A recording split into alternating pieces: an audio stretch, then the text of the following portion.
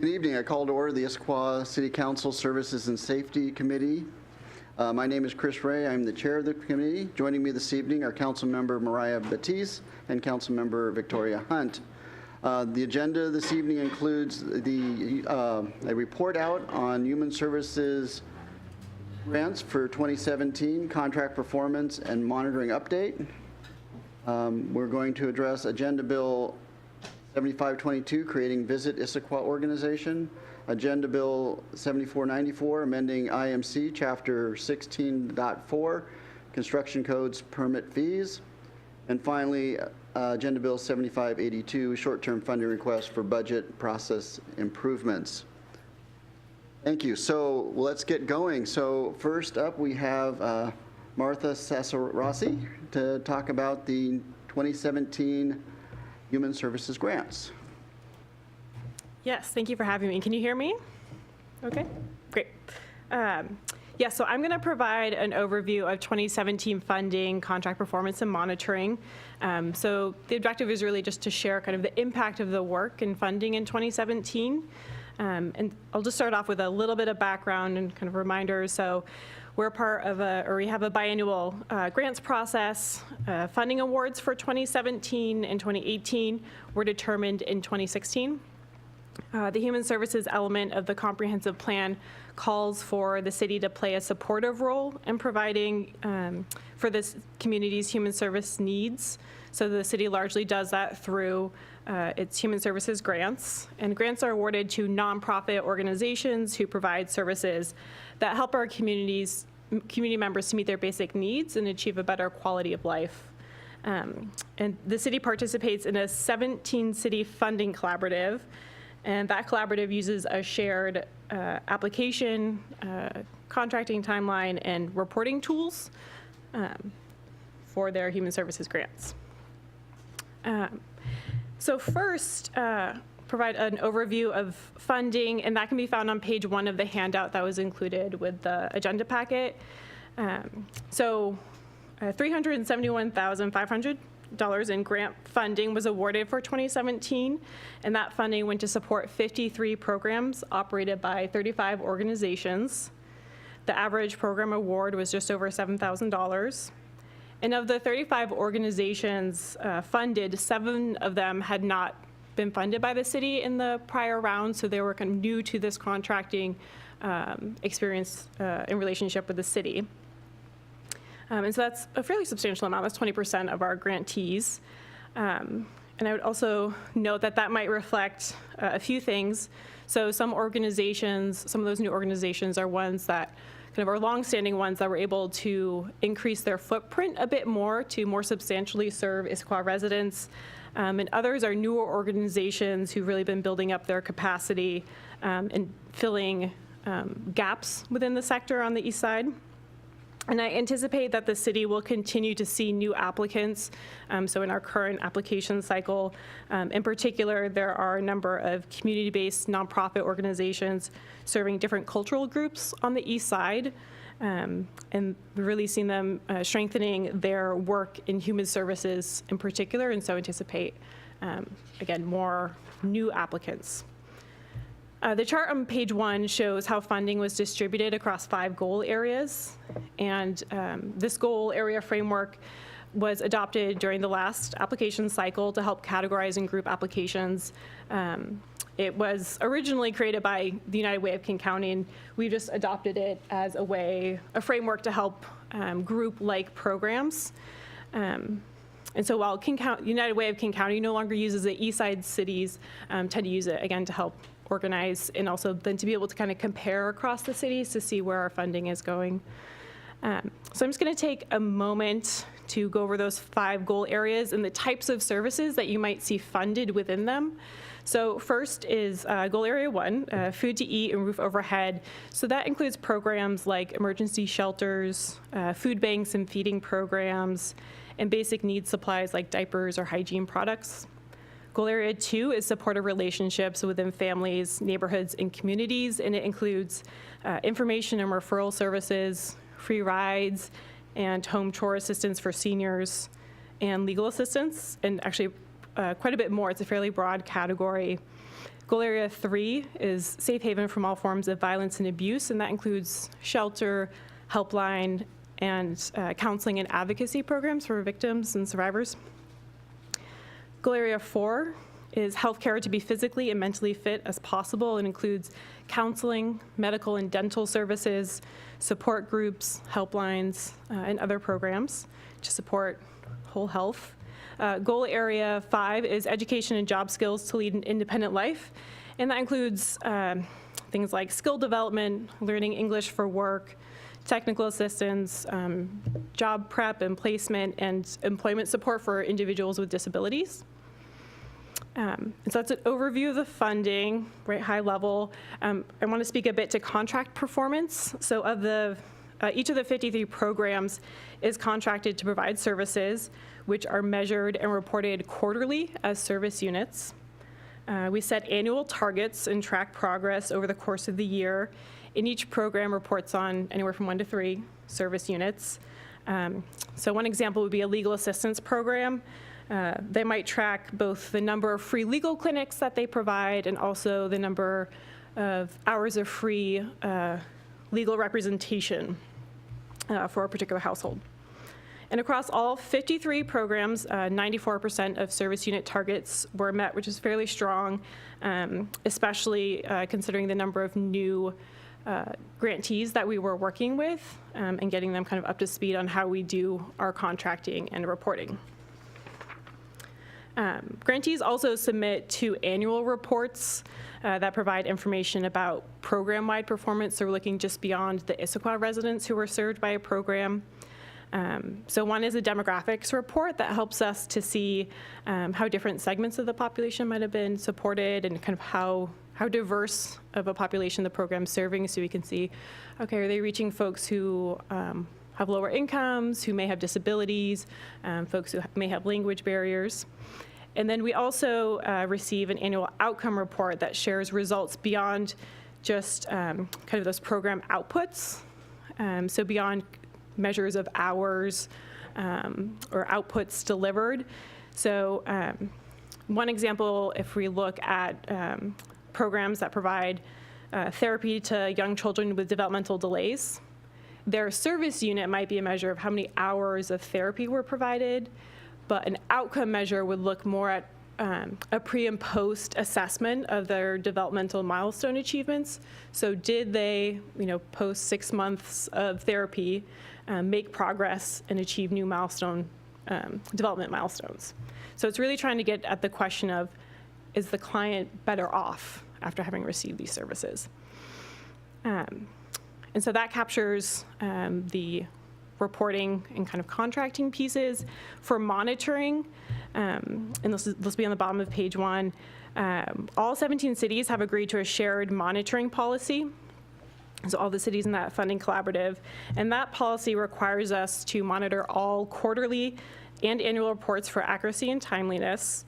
And then we're also required to conduct on-site monitoring visits for any organization who receives 5,000 or more in cumulative funding across the cities.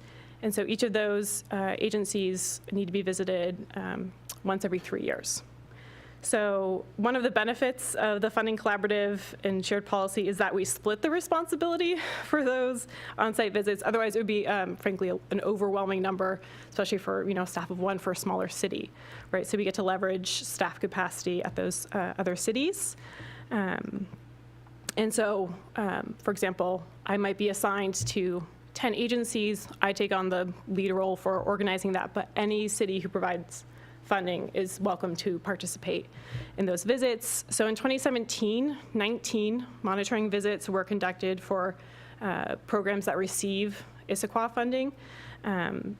I led 3 of them, attended another 3, but on the whole, 19 is actually a pretty substantial portion of the programs we fund, so it was a pretty active year for monitoring, which is somewhat what we would expect in a non-application year, because this year a lot of capacity is devoted to supporting the commission through their application review and deliberation process. So next, I just wanted to share some highlights from pages 2 through 4 of that handout, which look at the goal area level. So yeah, you'll find summary information, including which organizations receive funding in that category and which city-supported services were provided.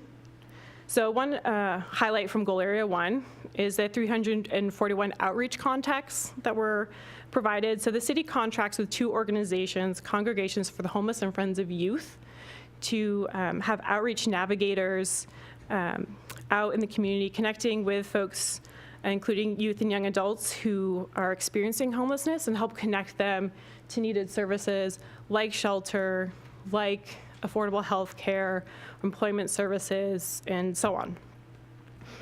The Congregations for the Homeless Outreach Program is entirely funded by the cities of Bellevue, Kirkland, and Issaquah, so it's a highly local East Side service.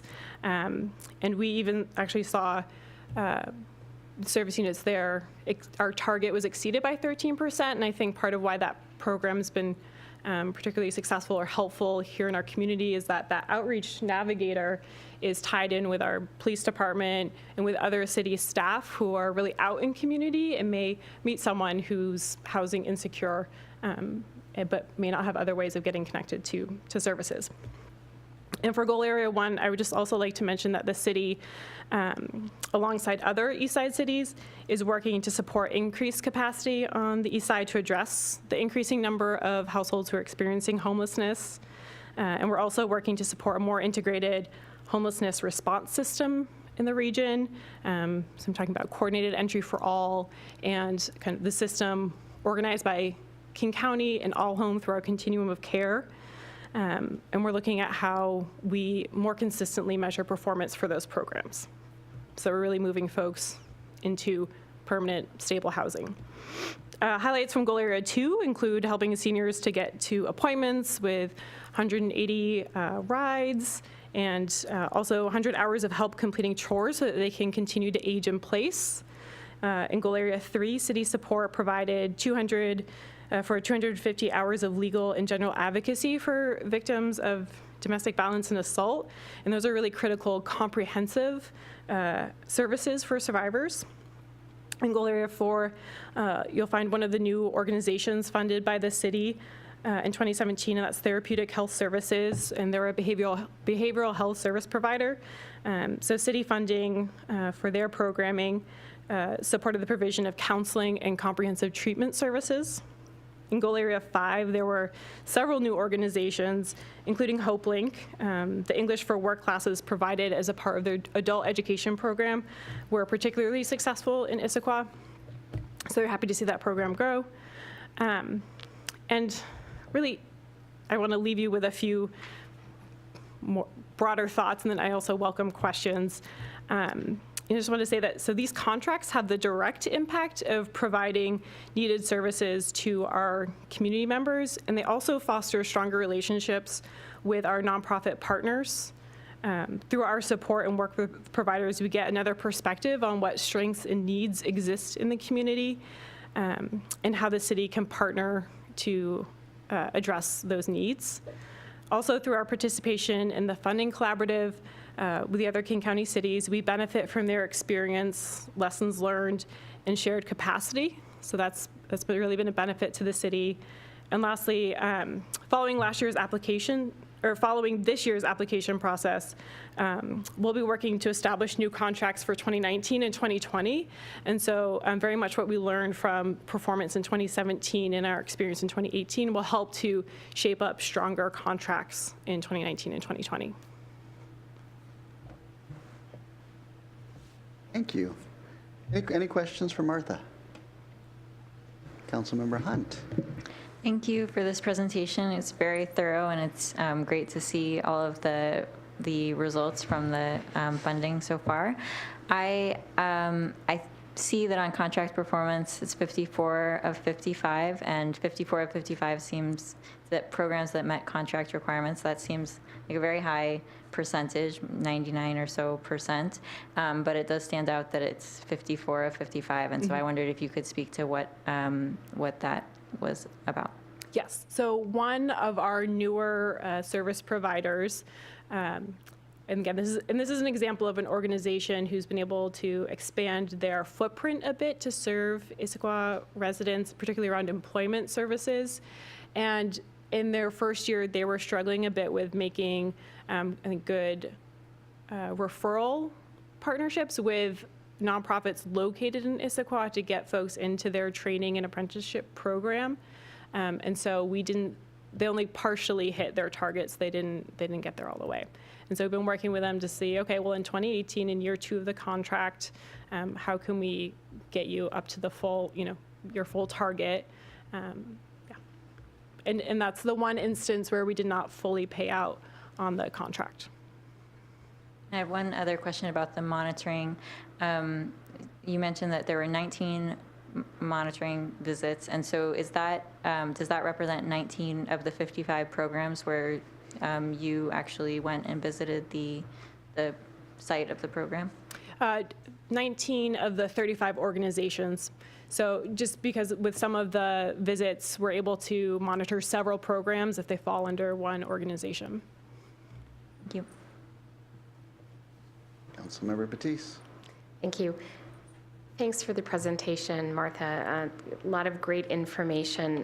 When I think back a few years before the goal areas were even established, could you speak about the difference between that time and this time, and just the metrics that are available now, and is it helpful for, I'm always curious to know, in that move over those few years, is it helpful to the commission in terms of being able to go forward with breaking it down by these goal area for funding? Yeah, I think it's part of this orientation towards continuous improvement that we've been working, as an Office of Sustainability, and then how we support the Human Services Commission to just make these incremental improvements as we can, and also understanding that with the 17-city collaborative, there are some limitations and changes we can make. I think the goal areas, that framework in particular, has helped to compare apples to apples and think about, and then, since we're able to group like programs, it's a fairly high level still, even, right? We're grouping, all kind of shelter, housing, homelessness programs with food and material goods. But because we're able to organize at that level, we can then even dive a little deeper and say, okay, well, what if we look at just day center services or shelter services, and how can we really kind of focus on those programs, and instead of having that overwhelming, okay, well, I'm comparing this one shelter program to 74 other programs. And then I think in particular, as we set up contracting for 2019 and 2020, we now can really look at, well, do we have consistent service unit measures that we've found to be kind of the most effective measures, and are we using them consistently across similar programs? So, what is it about, what are the right housing and homelessness measures that we should be tracking, and are we doing that for all populations? Because the providers largely in that sector are specific to populations, and so we want to make sure that we're measuring results for youth and young adults experiencing homelessness the same way that we are for families. Great. You have Oh, go ahead, please. one more question. In regard to some of the targeted funding that has been happening with United Way and other groups, can you speak to how that's impacted what you're looking at and the commission is looking at within the city of Issaquah? And I know you have some new providers that have come in. Is that a direct result, or just wondering what the impact has been? I would guess it's related. Yeah, so funding for human services is pretty dynamic as private foundations and the county shift and new resources become available. So in particular, yeah, United Way took a big step away from funding domestic violence programs and services for seniors. And so we saw, for example, the Meals on Wheels program, right, come in with a bigger ask, and then even with increased funding, they had a wait list for a period of time, right? So definitely seeing impacts. The good news on that particular front with funding for seniors is that the county has responded in a way with expanding their Veterans and Human Services levy to now be veterans, seniors, and vulnerable populations. So it's pretty dynamic, but we try to get the, support the Human Services Commission to be kind of up to speed as much as possible and what that funding landscape looks like to understand kind of what's an appropriate ask and funding level for this city. And thinking about how it leverages other public funding and foundation support. Thank you. I just have a couple of questions for you. I really appreciated in your preamble where you talked about outcomes versus services delivered. But I wonder, and then on our metrics, we have a lot of services delivered, not on outcomes. I'm wondering if either in the second half of this funding cycle or as we start to develop contracts for the 2019-2020 cycle, if we might be able to put in some indication of some outcomes as well as just the kind of service delivered measures. That's the goal, and honestly, we're working with the other cities and thinking about, especially where, so a portion of these contracts, because there might be, kind of 5 cities funding them, we actually work with the city of Bellevue to have them administer on behalf of several cities.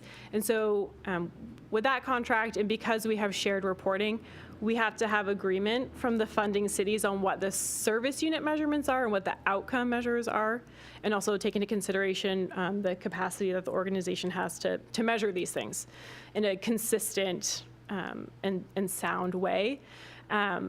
So all that said, that I think is one of the weaker areas of contracting, and so definitely something we're looking to improve and looking at how we can maybe use or hope to use the results-based accountability framework to really get at what's the service you're providing? Yes, let's count how many hours of legal assistance you're providing.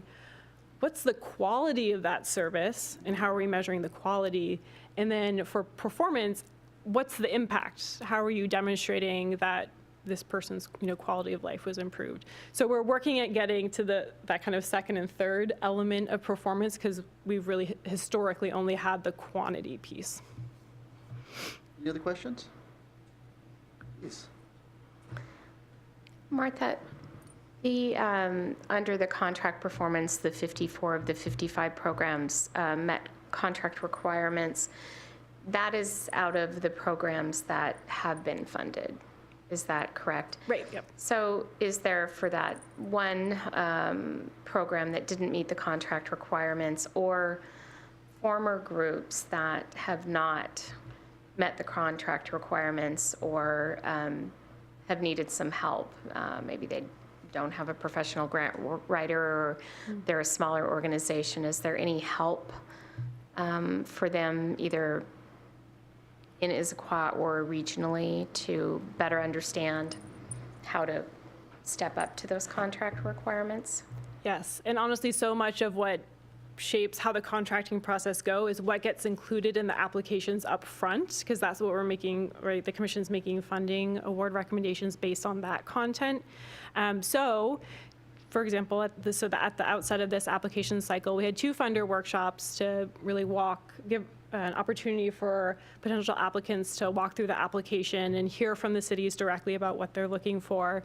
The South King County cities have organized a technical assistance workshop, and then there's also, not through city support, but assistance available through the Nonprofit Assistance Center, NAC, for our applicants. And then I, as city staff, make myself available with designated technical assistance hours to really work with applicants. And in particular this year, we required that any new applicants contact me so that we can make that point of connection before they've done all the work of the application and potentially gone down a path that would make it really difficult if we were to reach the point of contracting with them. So we're trying to have some of that contact and conversation further up front in the process. Thank you. Anything else? We are going to take public comment this evening. Is there anybody in the public who would like to speak to the 2017 Human Services grants? Seeing no one getting up, we'll move on. There's no action being asked of us today. This is simply informational. Thank you, Martha. Thank you. Next on the agenda is creating the Visiting Issaquah organization. Tim Dutter, our Economic Development Manager, will be presenting this. This is an agenda bill that was before this committee last time we met, was subsequently referred to the whole committee work session last night, and is coming back to services again. So, Tim, thank you.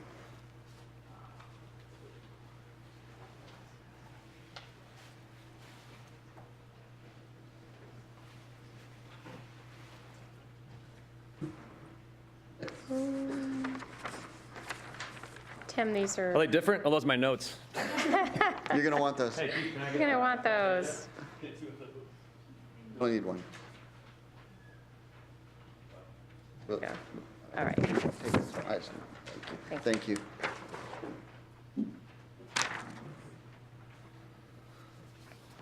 Well, good evening. I feel like we were just here last night. I want to try to look at this through a different lens a little bit tonight. I want to try to step back and look at the tourism plan as a whole, because I think as city council members, that's what we're used to seeing as a working plan. So let's look through the Roger Brooks plan, because there's a lot of different moving pieces to it. And again, I want to try to define my role in that plan, the LTACs, the DMOs, and then the city councils. So let's just start and go line item through them. It's an 11-step plan. I think it's 11. And let's just do this one by one. So Brooks says, start by creating, identify the brand. Create your brand. And I think I have the wrong, start, 1 second. That's the wrong one, so I'm going to use this one. Identify the brand. Create your brand. So as Issaquah, we don't necessarily have a brand right now. Sammamish is undergoing a branding campaign. The state of Washington is undergoing a branding campaign. We all know what branding is. You think of Coca-Cola. So he says, develop your brand, who you are and what you stand for. Next, you take that and you roll it out in a marketing plan, which isn't necessarily branding. If you talk to anybody who's in branding, they say it's not marketing, vice versa. The marketing part is how you roll it out. Do you do it with billboards? Do you spend most of your time on social media and Facebook and whatnot? How do you roll that plan out to say, here's who we are? And then what does that brand contain? So it could be developed towards tourism, it could be developed towards our local residents, for future businesses, for local businesses, or it could encompass all those things under an umbrella. We don't know what that would look like. Typically, you hire an outside firm to come in and do your branding campaign for you. Wayfinding is another aspect to this. If you go to other cities and you see how to get around the city, where your tourist amenities are, that's wayfinding. And in Issaquah, we have a little bit of wayfinding, but it's not in sync. If you look at all the different signs and whatnot, you have different logos, different size signs, different colors on them. Then he says, get that in order and develop your wayfinding. If we keep going down the line, he says, establish the 501c3 to recruit events, to boost the events you have, and to start doing some of this marketing. And that would fall the rat cards. Anything that falls under marketing falls under the DMO. Then he says, eventually, you should relocate your visitor center. Right now, we can't do that. The chamber houses the visitor center. That's part of their city lease. It's a city-owned building. And part of their lease agreement, because they have a cheaper rent, is to run that visitor center. And they have either 4 or 5 years left on that lease. So that's put off to the side for now. And then he says that this director should establish metrics. That falls under the DMO. I used to do it as a chamber director myself. You come, you give your annual report card. Here's what I'm doing. Here's how I'm doing it. Here's how I'm spending funds. And then a tourism summit would be something that the LTAC would roll out. All that they're looking to do in 2018, the LTAC, is to establish the 501c3 and recruit events and to get the marketing campaign going and to start designing the marketing campaign. Eventually, yes, the city is going to have skin in the game. We already have skin in the game. We have my time. We have a city council member who sits on the LTAC. But eventually, it's going to come back. The city, at one point, did want to start a branding campaign and was discussing wayfinding. I believe that the LTAC would support branding and wayfinding, and I can say that because I have an LTAC member here. In 2017, they set aside money in the budget for branding and wayfinding, but the city's marketing department didn't move along, didn't get to it in 2017 for a number of different reasons. But the LTAC did commit to do that, am I correct? That's why I believe that they would support it.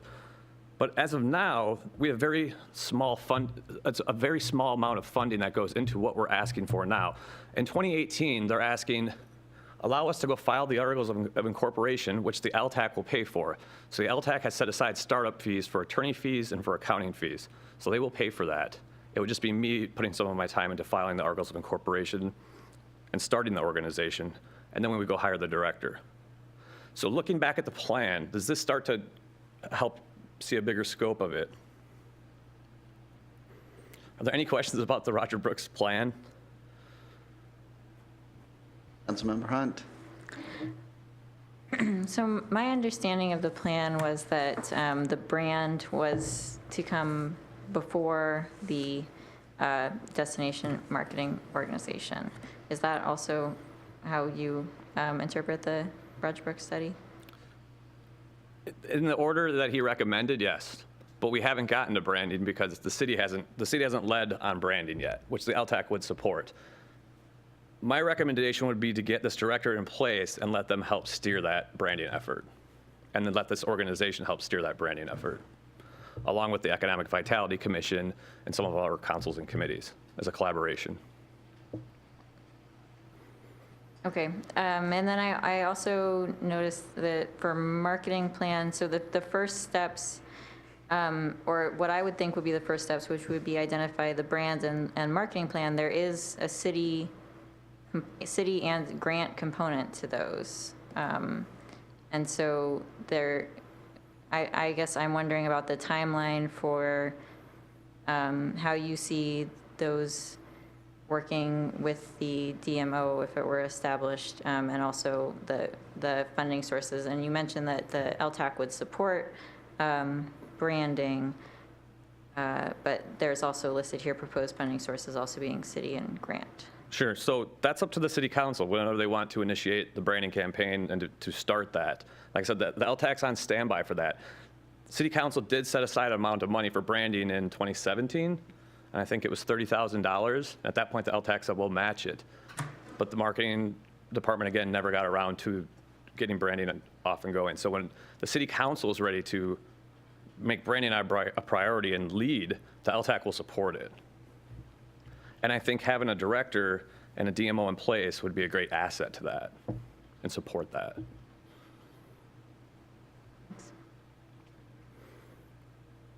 Go ahead, Mariah. Welcome back, Tim. Thank you. Thank you for coming and talking about this again.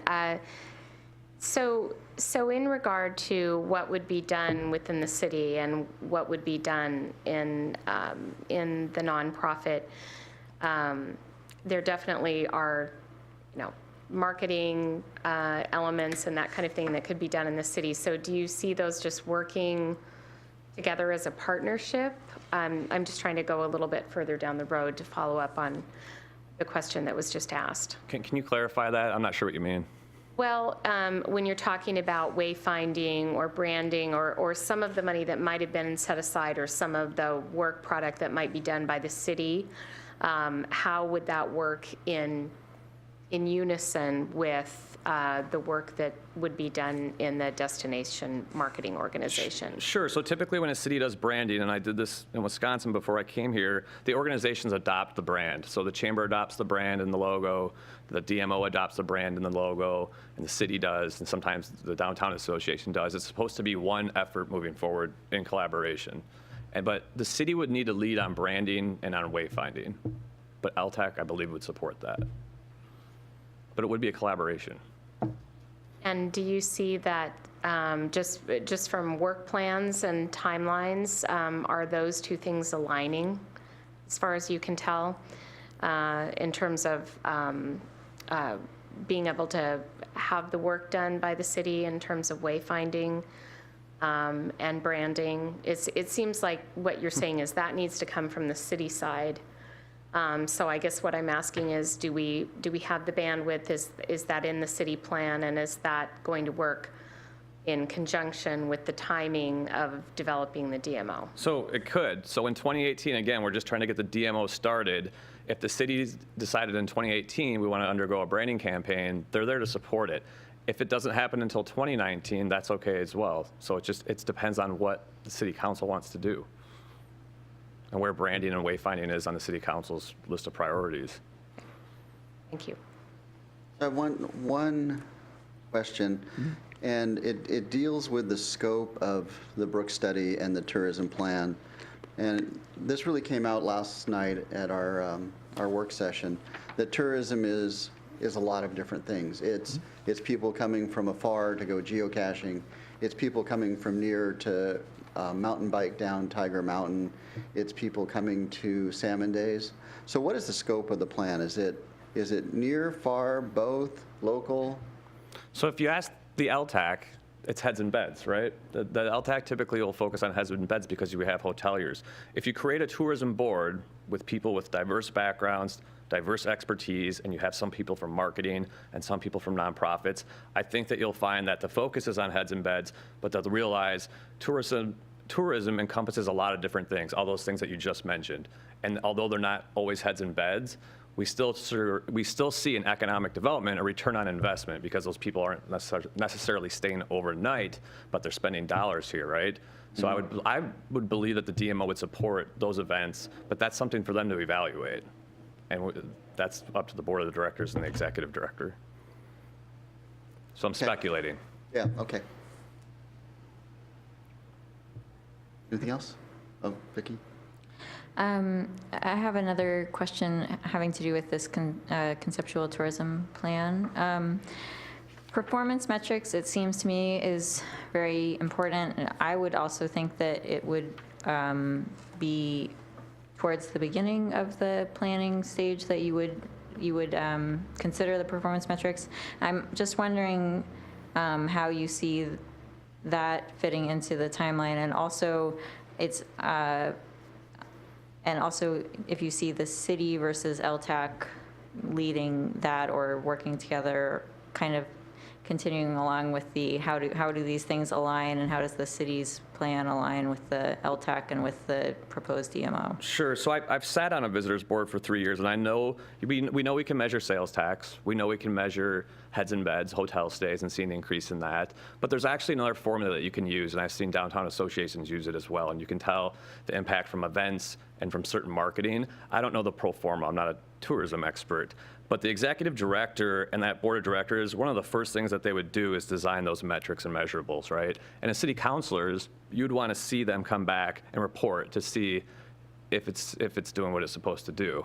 But I would imagine that those will be designed, they will be data driven, but I don't know what those are. Anything else? Besides the ones that I mentioned. Councilmember Batiste. So, Tim, bear with me as I kind of think through the presentation. So if, what and how would success be defined in that first year? In the first year, it would be, in nonprofit, what do you call it, laundry cleaning, right? Where you're getting your policies and procedures down, establishing that board of directors, hiring your executive director, and then coming up with either a marketing plan or a strategic plan on what your goals are to accomplish, how you're going to accomplish them, and then how are you going to measure them. But I don't know specifically what that is yet. So developing some of those performance metrics within the first year as everything is being structured and formed. Absolutely. Thank you. I just call it a report card. Anything else? Take it away, Tim. Do you want me to answer some of the questions Yeah. from last night? Oh, yeah. Excuse me. Oh, then I have another question. Okay, just start with yours. I mean, that was the end of your presentation then? For the most part. Okay, no, that's fine. I have a list of I just wanted to questions. give you an opportunity to, I didn't have much time for a slide. okay, we're going to take what it takes. No, let's go to yesterday's questions. They were good, and I think that'll help inform us. So one of the first questions is the timing is right? And we've just discussed a little bit of that. It's going to take 2018 to get the foundation set, to get the person in here, and to get kind of the nuts and bolts down. And then the idea would be in 2019, you'd have your full list of activities, marketing, and what you hope to accomplish.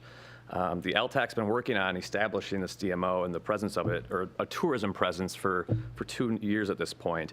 And from the AVP, Point Fest, and the events that we have going on, it's the time to do it. And it's also a great time to align it in sync with the state's tourism plan. The second question was, will the DMO be geographic in focus or events? You know, that's unknown at this time. I could speculate again and think what I would think, but it would be up to the executive director and that board of directors to establish their initial course for their marketing organization and how they want to do that. What is the interface with the public? We heard last night about, you know, the example from Woodinville, how important that is. That's going to require the DMO to solicit public input from the community, no doubt. So how and to what extent and how they do that, again, is unknown, but it would be written into the bylaws of the organization when we start to do that, when they start to do that. The fourth question, don't worry, I only got 6. Fourth question is, should the DMO be only tourism activity for Issaquah? We kind of discussed that briefly, Chris. When they're formed, the ED gets to create the work plan for the organization. There's an opportunity to discuss, you know, regional activities, what their focus is going to be, what makes sense for them at the time. Is the budget right? And we've talked about this as well. You know, we've done some research. We have a little bit of wiggle room in the salary for the executive director to get the right person in here. And there is an expert out there in this industry that we can go find to help do this. And I'm eager to do it.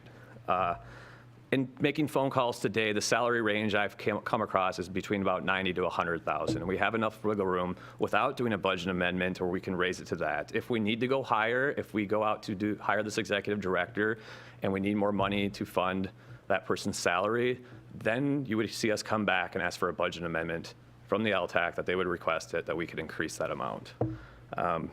And then what is the connection between the LTAC and the organization of the DMO? There's been some confusion over that. I think we've proposed that the LTAC creates the board of directors. Maybe we don't go that route. Maybe we do what we usually do when we form a committee. We include our chamber partners, people from DIA, people from marketing firms, somebody from the city, and we design that board of directors, that initial board of directors, you know, because they typically serve a 2-year term. And that's all I have for the questions from last night. Any other questions? Councilmember Hunt. In the first year, would the first time we hear back from, with the report from this organization, would it be a year after the articles of incorporation were filed, or would there be a touch point in the middle of the year at some point? I would like to bring in the executive director and introduce them and let them give you their vision for their marketing plan, what their goals are, what they hope to accomplish, what their plan is. Introduce the board president at the same time, same kind of idea, see what their plan is. And then after that, 3-6 months, check in and come say where they're at and what they have spent funds on and where they're at and what their goals are. Okay. I think, to me, it seems that starting up, it would be nice to have a checkpoint a few months in, just to see how things are going. Let's make that the hiring of the director. And Bring then, him in, or her. Right. And then I have one more other question, which is the position of the director would not have a specific place where they, an office, right? They would go between the hotels, I think you said yesterday. Temporary, for the time being, because there's no overhead that way, that we don't have to pay rent. Right. And I guess, so a couple of questions on that. Are the hotels on board with that plan? Yes. Okay. And is that also a way, a status that's usual for this sort of position, or would it be unusual? I'm not sure. And that's just an idea that we have right now. It could change, that they decide that they want a brick and mortar. They might decide they want to hang out at the city. I hope that that doesn't happen, but I'm not sure where they'll end up. For now, we think that that's a temporary solution until we can figure out where their place is physically. Thanks. Maria? Tim, can you wrap back around about when you were talking about the board of directors? Are you saying there would be an option to with the initial board of directors, what would the options be for setting up that initial board? There's a number of different options. So how do we want to focus the board? Do we want to focus it as a marketing organization? Most likely. So I'd like to see it more heavy on the marketing side. I think it should be represented similar to the LTAC with a few of our local amenities, our nonprofits that help boost tourism. I think usually we have a city staff or a city council person that's represented, so the city's at the table as well. There's a number of different options. Our businesses, our local businesses should have some representation on there. The board can be as big or as small as you write the bylaws. The board that I reported to in Wisconsin was 25 people. That's a big board. We can make it that big if we want that much input. I recommend 10 to 15. And who would make that initial decision on who sits on the initial board? We'd form a committee to pick the people. Form a committee, and would that be done by you, by the city, by LTAC? Who forms the committee to pick the board? Yes. I would assume that it would be members of our local community. So it could be input from, again, our nonprofits, the chamber, DIA. We just have to go out and decide how we want to do it. Sorry, I'm Like, still just I don't want to pick confused. the board. Right, I'm just confused about who would be the decision maker in terms of forming that committee. So who would be, who or what entity would be the group that would say, we are going to form a committee to establish this board, and this is how we envision that would look? I'm thinking. I mean. And if you could come back. Yeah, I we don't, could, I'm not sure has the final say in who sits on the board of directors. okay, thank you. I'm going to pick up right where you left off, which is who hires the director? Who manages the recruitment of the director and makes the final hiring decision? We have two options. We could let the LTAC go out and pick the executive director. We can form the board of directors first, which would make more sense, and have them hire the director. That's typically how it's done. And that's what would be my recommendation. Okay. And we've approached community members that are willing to sit on the board. Excellent. Councilmember Hunt, you have We've something got a else? pretty good mix. Good? Okay, thanks, Tim. Thank you. We're going to do public comment. Is there anyone from the public who'd like to comment? Please step to the podium, state your name, and keep your comments to less than 5 minutes. Hi, I'm Erica Maniaz. I'm the director of the Issaquah History Museums, 165 Southeast Andrews Street. I'm also a member of the LTAC committee and have been on that committee for somewhere between 10 and 15 years. So I just wanted to speak to the timing of creating the DMO. I think I can speak for everybody on the LTAC committee and say that we're really hoping that we can get this off the ground this year. We're kind of looking at it as there are two really good times to plant a tree, either today or 20 years ago. So I'm really hoping that we can plant the DMO tree today. As a representative of a nonprofit organization who has a marketing department of 0 people, we're really excited to see the DMO coming in and helping to promote, especially some of the nonprofit entities in the community who do great work and bring a lot of tourists in, but sometimes don't have the financial means and muscle to really get the word out. So I'm hoping that we can see the DMO established and kind of checked off the LTAC list really soon. So thanks.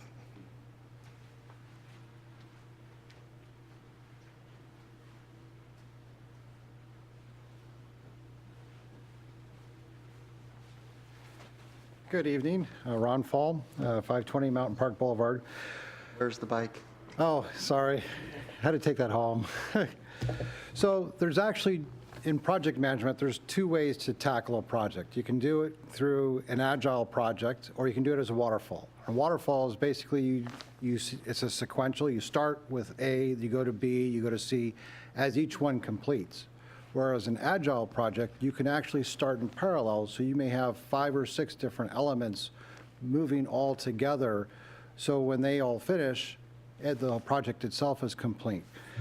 And that's what I would suggest doing in this case, is allow the 501c to actually become established, and then there are other components that don't necessarily need funding up front. to get going, such as the Dirty Outdoors. There are already a lot of stakeholders willing and able to come, but they need an umbrella organization to kind of fall under and that direction, and we can get that piece moving right away outside the gate and leverage the operations that are already on the calendar, such as Evergreen Mountain Bike Alliance. They have Doothie Hill Festival, where they have multiple retailers come out and manufacturers and demo bikes. We have marathons up on Tiger Mountain for running marathons. We have a mountain bike race. So I ask for your trust and to step outside your comfort zone and embrace us and help us excel in this. I think we'll really rock this town. So thank you. Thank you, Ron. Anyone else? Right. Any comments from the committee before we move on?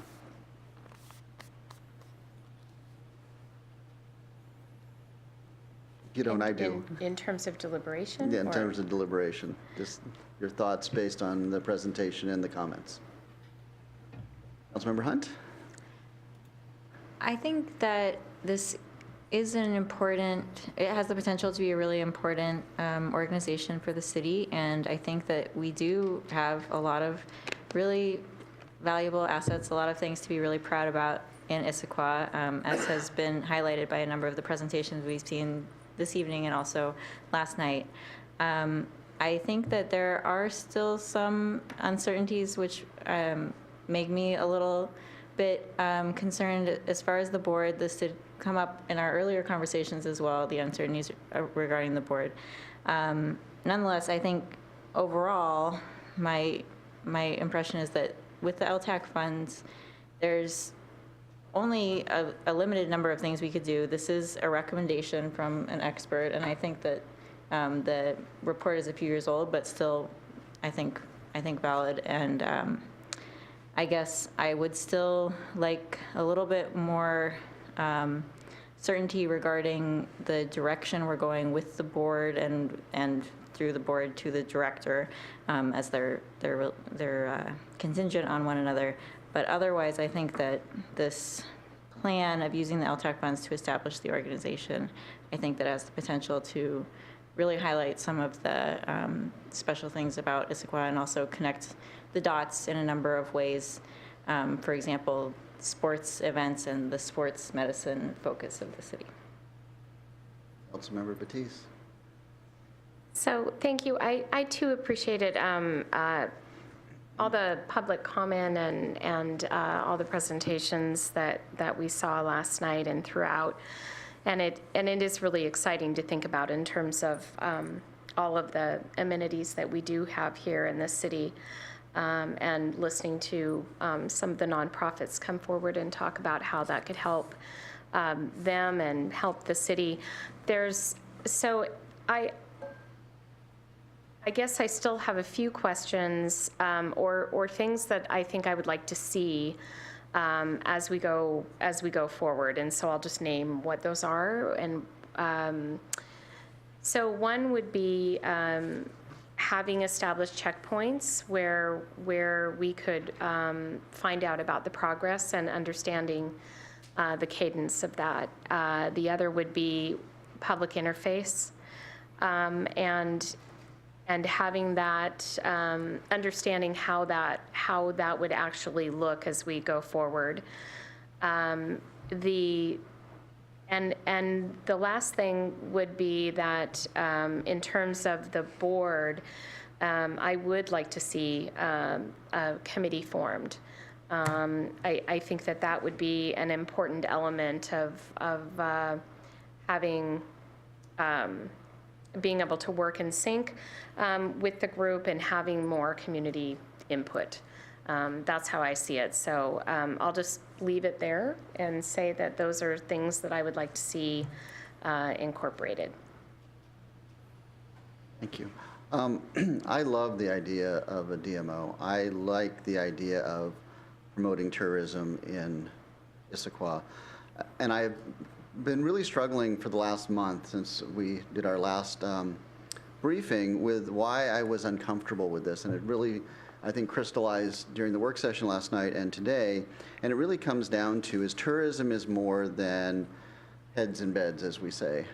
It is a much broader thing, and I find, I mean, I like the idea that LTAC is bringing forward this idea. This is not this, in my estimation, should not be an LTAC initiative. It should be an initiative that LTAC is a significant player in. And when I read governance and it says the Lodging and Tax Advisory Committee will create the initial board of directors for Visit Issaquah, that is where my discomfiture is coming from, because if I am in the business of putting heads in beds and I am picking the board of directors and I am picking the director of the agency, I am going to have a bias towards marketing heads in beds. And I think what I've heard from public comment and last night and again tonight is the charm here is about creating a broader sense of tourism in Issaquah. And I like the idea of the DMO being an umbrella organization that includes hotels, and it includes mountain biking, and it includes our restaurants, and it includes all of the great things that the city has to offer and that will benefit from stimulating tourism. So I could get behind, we could do three things. One is to create a governance structure that represents all of our stakeholders evenly at the table. And number two is that we pick the board first and let the board select the executive director, because I agree with you, Tim. I think that's the right sequence of doing that in. And then number three is that we establish some metrics by the end of this year that we're going to use to monitor performance and progress so we can say we're making traction. So to amplify what my esteemed colleague, Councilmember Batiste said, there's a couple things that if I could see those, I would line up behind this in a heartbeat. Councilmember Batiste. Thank you. Councilmember Ray has, I think that you've encapsulated what I was trying to get to in terms of the committee and failed to talk about, is that I think that the excitement for me about a DMO is really about marketing. And so while the heads and beds it can be a component of that, I want to make sure that it is a true marketing organization. So getting back to the committee being formed and having representation and making sure we've got the marketing component of things. In addition to the heads and beds, I think would be a great way to go. And I would be supportive of that. So I think if there are a few questions we could answer or a few things we could incorporate, that would be something that I would be interested in. All right, any other comments? All right, so the question before us tonight is whether to return to the full committee with a recommendation to endorse the LTAC resolution that would create the DMO. I would like to amend that a little bit, or no, I wouldn't like to. I'd like to direct staff to do two things before bringing it back on the 2nd of April. And so I will form this in something that we can vote on or discuss. But I'd like to say, take another look at what the board would look like and how we could create a richer board that would engage larger parts of the tourism community or the business community, number one. And number two is to bring back some metrics that we can review. There's three. The metrics that we can review that say we know we're making progress towards our goals around promoting tourism. So we can look at those. And then number three is to have a schedule put together with some checkpoint dates where we can say, here's where we expect to be able to come back to you with a board, an executive director, bylaws, et cetera. Actually, bylaws, board, executive director, I think is going to be your sequencing. You look like I was...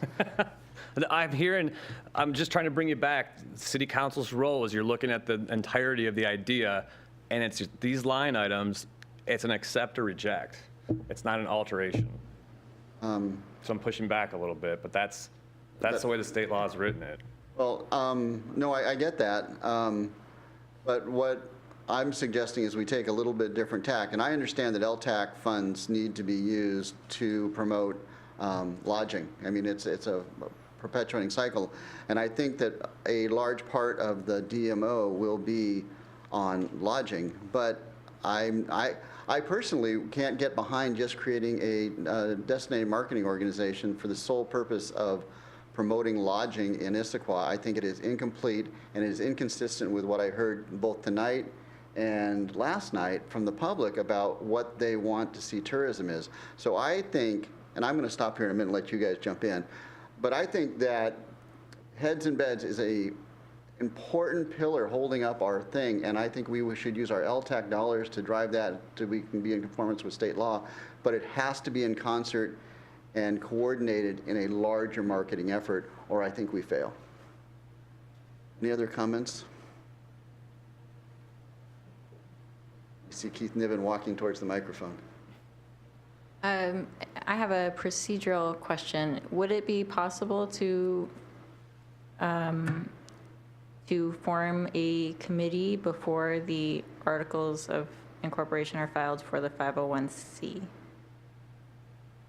It's premature, so it's asking to form a committee to appoint a board that doesn't exist for an organization that doesn't exist. I hear that. Theoretical. I agree to some I extent. understand the but idea. Right, I mean, I think that there's a chicken and egg problem from our perspective, if I'm understanding. So I think I understand that it could be problematic to have the committee formed, but I think that the concern that I'm hearing and that I share is that if we accept it in the current state, we're not sure what the makeup of that committee and then of that board and then of that of who the director is. So if I can suggest something.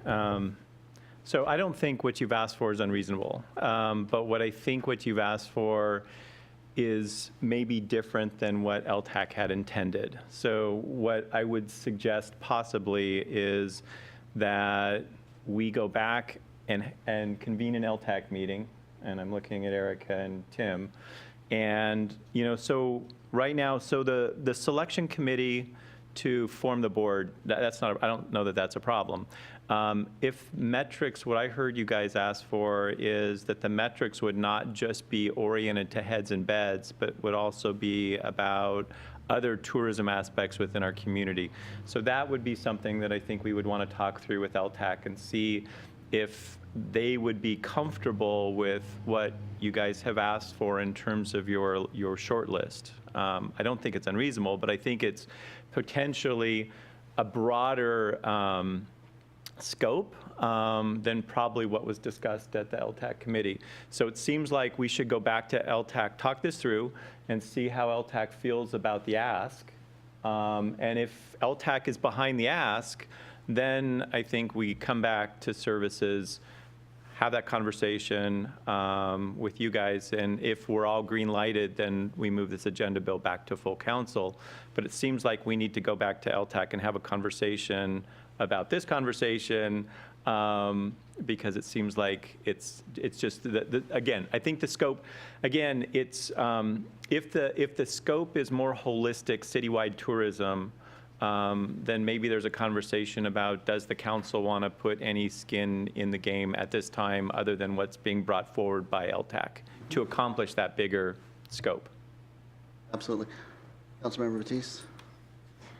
Thank you for that, Keith. I was just about to go down that same pathway in terms of really what we're, as Tim was talking about, it's to vote yes or no on what we're seeing above, and what I believe I'm hearing is that we have a different option.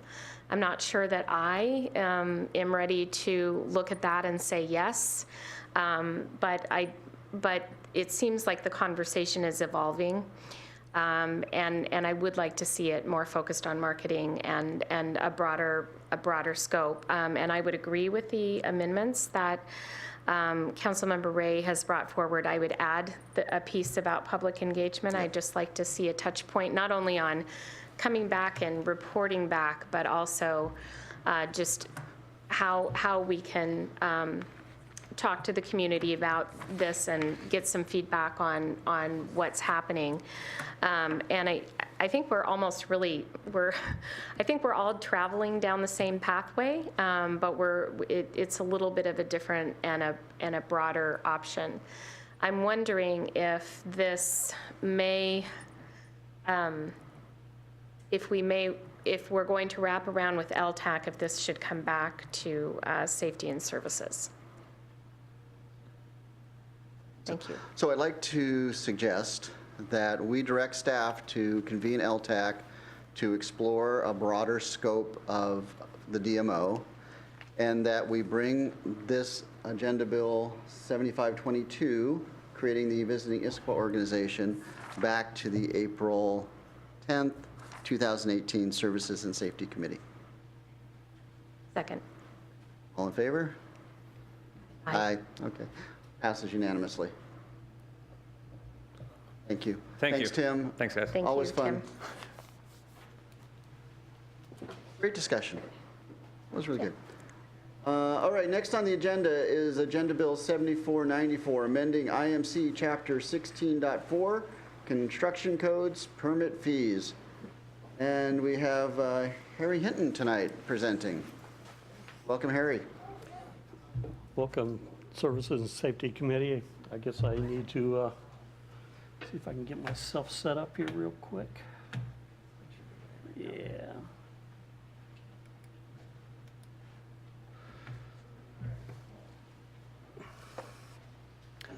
Okay, just, I've kind of introduced myself. I'm Harry Hinton. I'm the new building official for the city of Issaquah.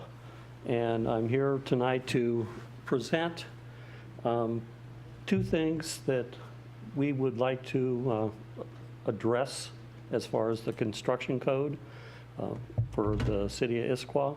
We have some revisions that we'd like to do as far as an alternate means where we can calculate both mechanical and plumbing permit fees as compared to what we have in place right now.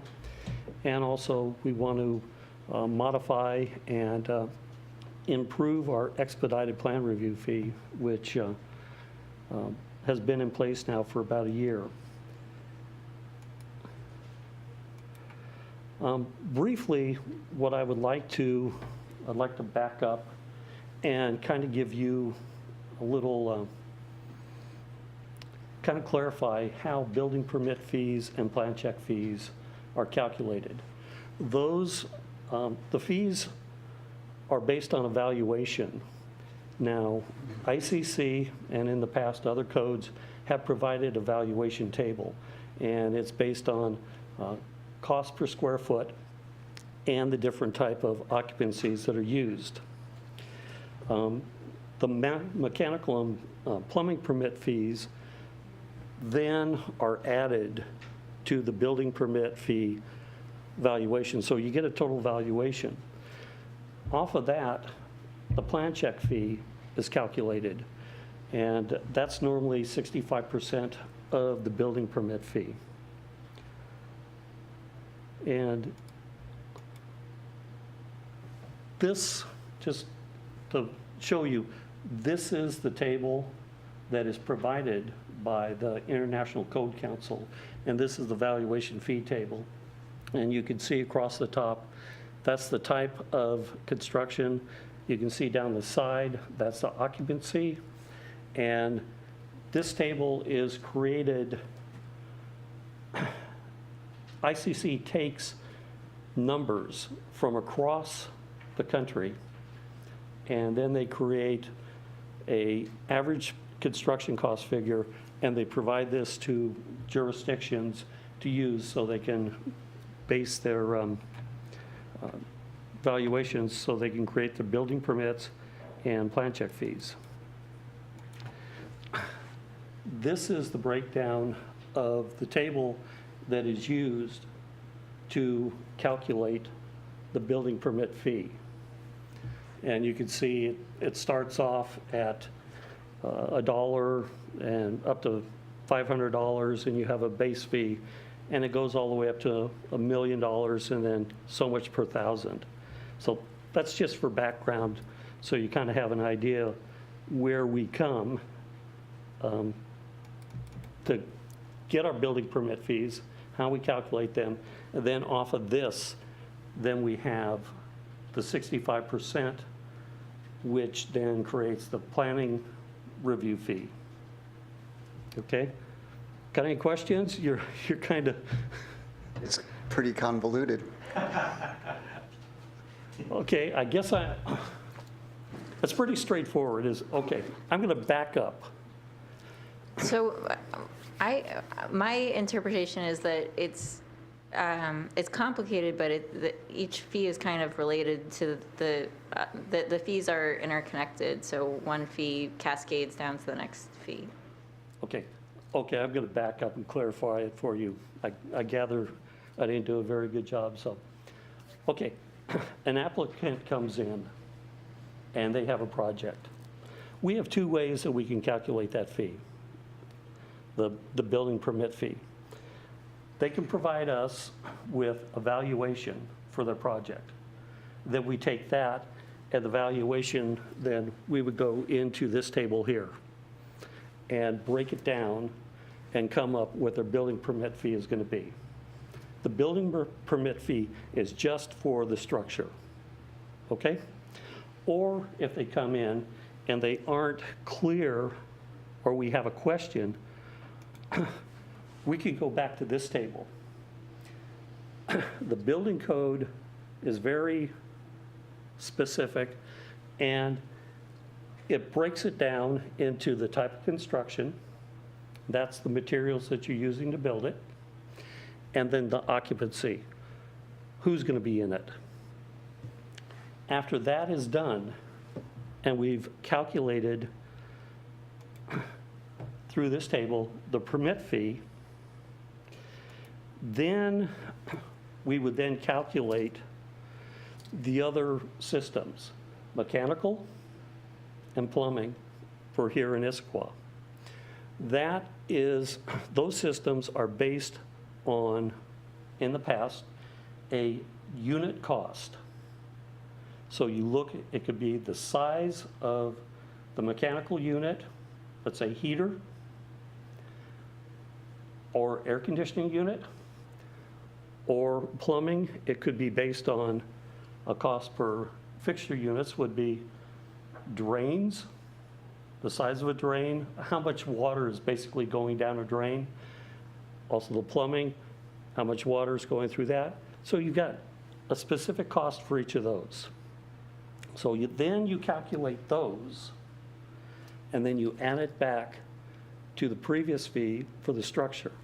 And that gives us our total permit fee. Okay, and those fees, that number is used for the jurisdiction to pay for inspection services. Okay, so there's two components to this. So we now have the money that we need for the inspectors to go out and do inspection. The next thing that we need to do is we need to calculate what the plan check fees are going to be. So we now have our whole building permit fee. We know what that is.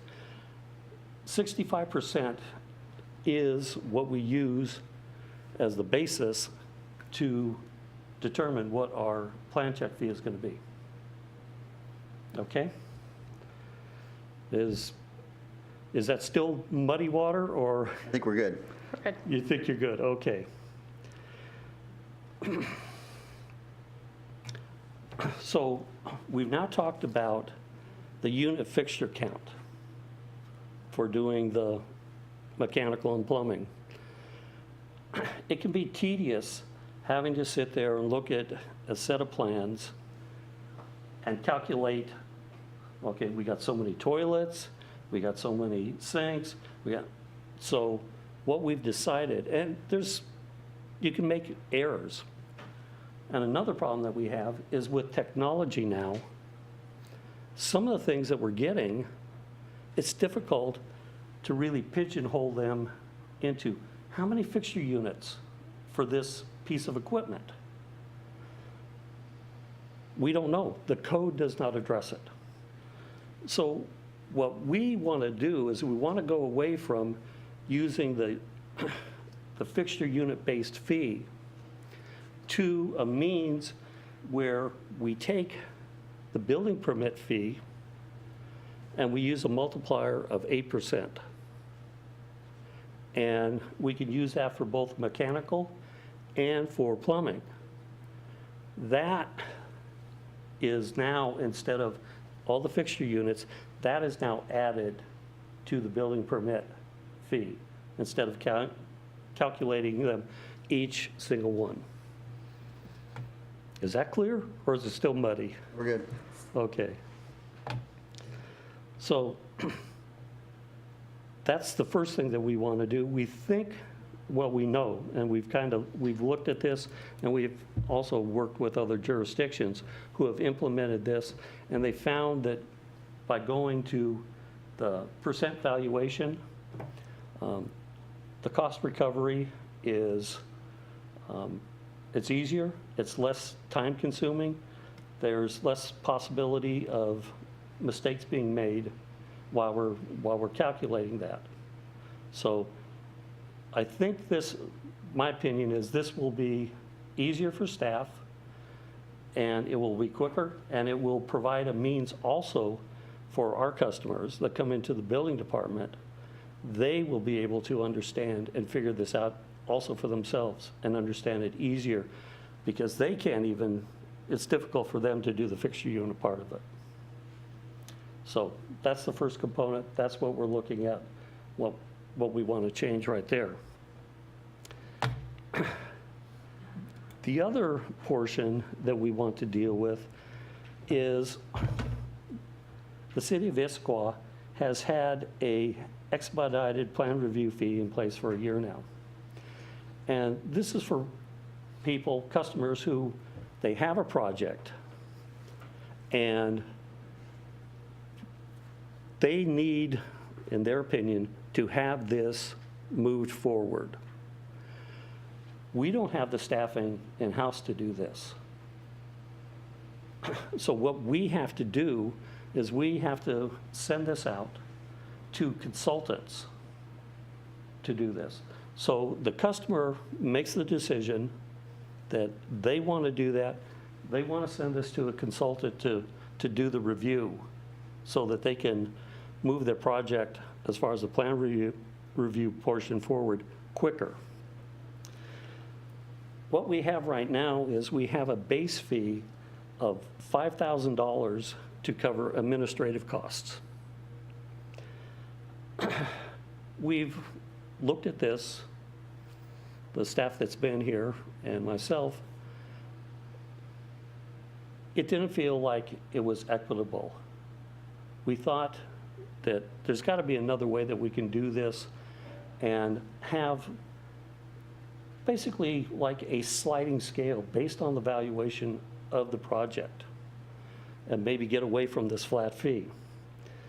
Also, part of the expedited plan review that also gets added to the $5,000 fee is the plan check fee. So what has been proposed is a mechanism that is based on the building permit fee and based on a formula. So we do away with the $5,000 and we incorporate that administrative fee in a valuation model. The valuation model is we take the building permit fee, which we've already established earlier, which is standard. We multiply by the plan review fee, 65%. And then we multiply by either 1.5 or 150%. That provides us the fee for the plan review. So the consultant, they get their cost covered, and the city gets their portion. And how it breaks down is, let's say it's a $97.50. The consultant gets $50 for their cost to do the review. We keep $47.50 for the administrative portion of this. And that's not just in the building department. That goes through all the different departments that have to review a permit. Planning, fire, public works, they all have a stake in this, and their administrative costs are also covered with this. We looked at this, and the reason I feel that this is more equitable is you could have a project. It's an addition onto a house for a granny quarters. It's not going to be very expensive, and their permit fees wouldn't be expensive, but they need to send it out for review. $5,000 could be a significant impact on their project. Whereas we could have a really large project that could be into tens of millions. That plan review, that is going to take a lot of effort and time for somebody to do it. So the cost is exponentially greater. We cover the cost for both the consultant and also the time that the city would be spending to administer that permit. So that kind of covers the two, and what the areas that we want to change are one, section 107.3, the expedited plan review. We want to eliminate the $5,000 fee, which is not equitable. We want to implement this valuation formula, which is more equitable. And then the other thing, we want to make the revisions to 109.2 as far as how we calculate both plumbing and mechanical fees. Any questions? Any I know it questions? was boring. That was riveting. Councilmember doubt Hunt, that. you're leaning in. Thank you for the presentation. I have two questions. So I first of all, I see the argument for not counting fixtures. I think that makes a lot of sense.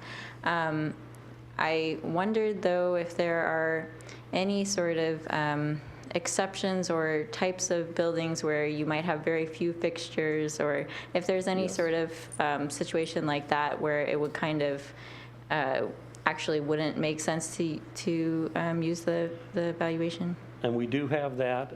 I didn't put it in the presentation. It is in your packets. There are areas, and could be for mechanical. I'll use a hot water heater as one. That is not going to be, if somebody wants to come in and get a hot water heater, that's going to just be based, that's a flat fee of like $50. We have others that are still in there. What we're looking at here is for like single-family dwellings or, one or two family dwellings as part of that review, plan review for expedited or commercial. But if somebody's just coming in for a mechanical permit or for a plumbing permit, we have already retained in the tables the basically flat fee for those. Or I can give you another example, backflow preventers, depending on how many, that would be a cost per backflow preventer. It's not based on valuation. So we've already incorporated, we've got that in the tables already, and we're maintaining those. And then a question about the expedited plan review. I also agree that that seems more equitable to not have a flat fee. And I wondered what the impact to the overall administration fees are expected to be, because you mentioned that the $10 million project, or very large projects that will now be, if they wanted an expedited plan review, they will now have that based on the valuation of the project. So it seems like it could be a substantial difference, and so I wondered if you could speak to that. It could be a substantial difference, but after looking at it, we've also looked at the hours that would be involved for both the consultant doing the review, also for staff for the city of Issaquah, and the time that they're going to be putting into it. So it is pretty comparable, and I think it's much fairer to do it this way, and it's not a requirement. Somebody comes in, they're requesting the expedited plan review fee. There's also one other little thing, and we could look at this and we'll track this for like the next year and see how this is working. And if we find that there's maybe some more tweaking we need to do, we can do that. We've already looked at it in the past. We're looking at it now. And our goal is, all we want to do is cover the city's expenses and the consultants. We're not here trying to make a profit. So if it looks like it's not correct, we'll go back and we'll come back to you. And we'll say to you, hey, this is what we found. So, and we're tracking it now. And that's why we're here tonight, is the city and staff that was here before me was tracking the expedited before. And that's why we've come here. Thank you for that. I did note that it says in our packet, the goal of development services is to be 100% cost recovery, and I think. Yes, we're not here to make money. We're just to provide services. That's our job.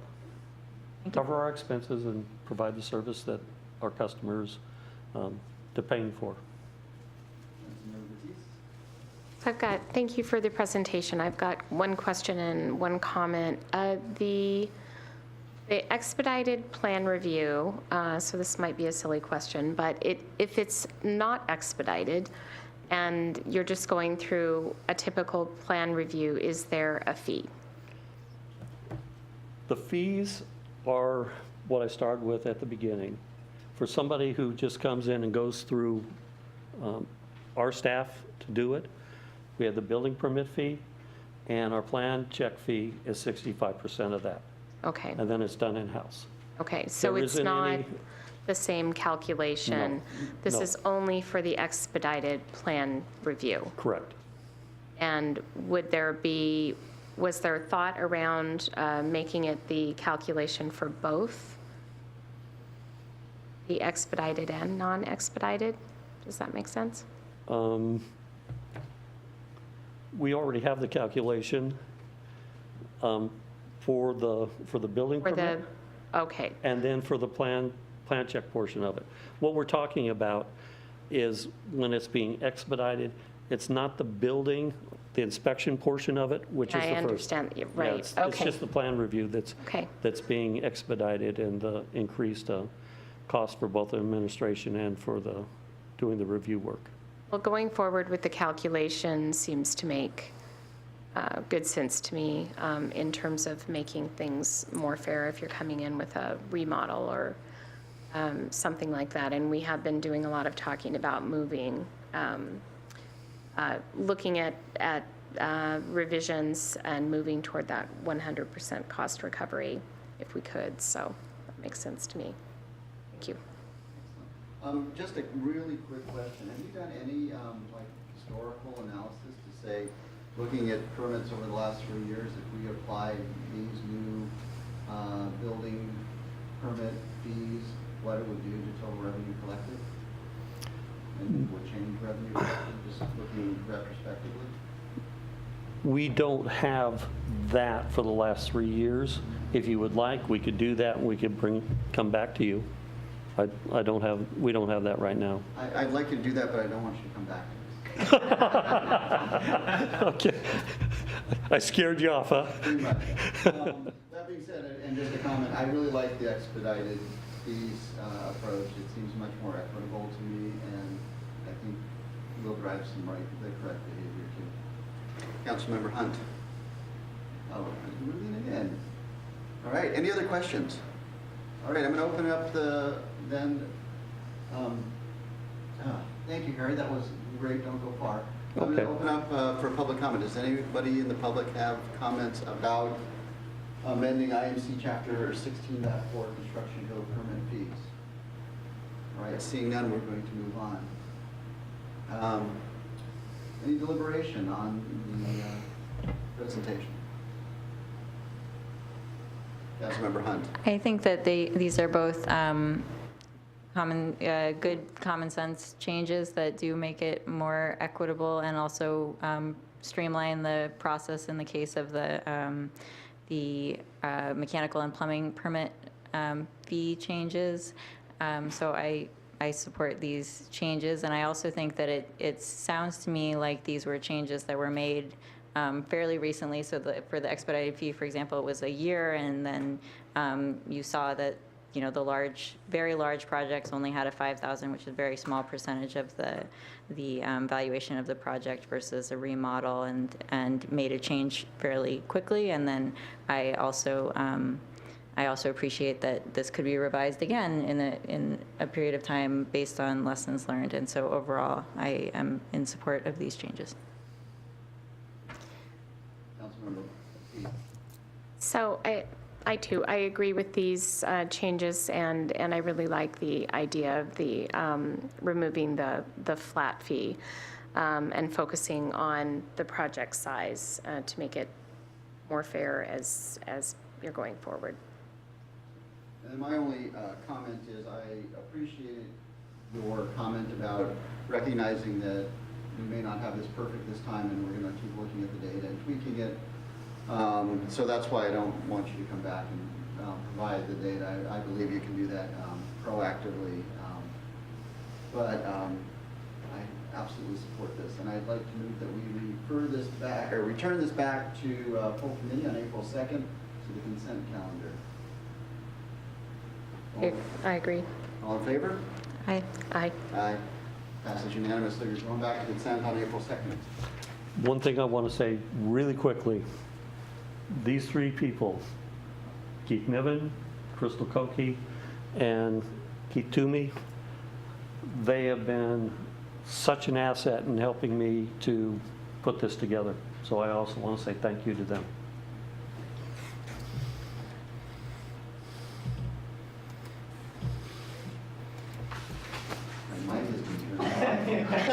I don't know if it was something I said.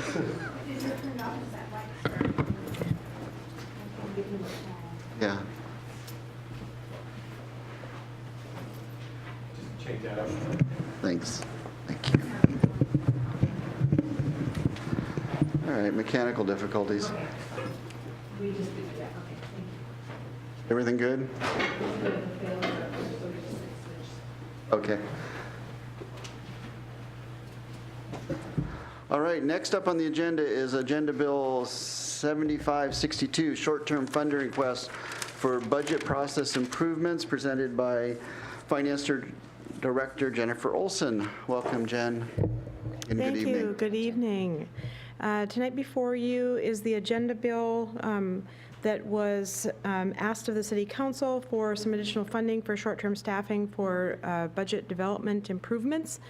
And so the request from the council was to provide a formal staffing proposal, and that is what has been provided to the committee. So in an effort to provide a more positive budget development experience, the request for additional staffing came up as the Finance Department was seeking ways to achieve some goals that came from the mayor's office budget development expectations. Those goals were listed in the staffing proposal. I don't intend to read the staffing proposal, but I just wanted to point out what those identified goals were for the additional staffing resources, and then refer to the page 2 in the staffing proposal that identified what the phases of the budget are and the current level of effort for those phases of budget development and the related hours. And I just wanted to point out about the differences between the process, staffing impact, budget product, and reporting that come out of our current budget process, what we intend to deliver in the transition year, and then how future budgeting years might look under those categories of process, staff impact, and product that's delivered to the community. The other piece of information I wanted to point out in the staffing proposal was related to a cost analysis for the enhanced staffing. It was based on the rate for the different type of staffing. Those included in-house employees, or what has been referred to as LTEs, limited term, consultant, a type of a consultant, one being from our temporary agency, as well as from our software vendor, who is going to be assisting with the software implementation project. So the total ask was for $375,000. That would provide approximately 4,495 hours of budgetary help in the transition year, primarily to assist the departments with working on those budget development goals, including better budget narratives, or the message that is delivered to the community through the mayor's transmittal letter. This was an interim action, an interim level of effort until the strategic plan is completed.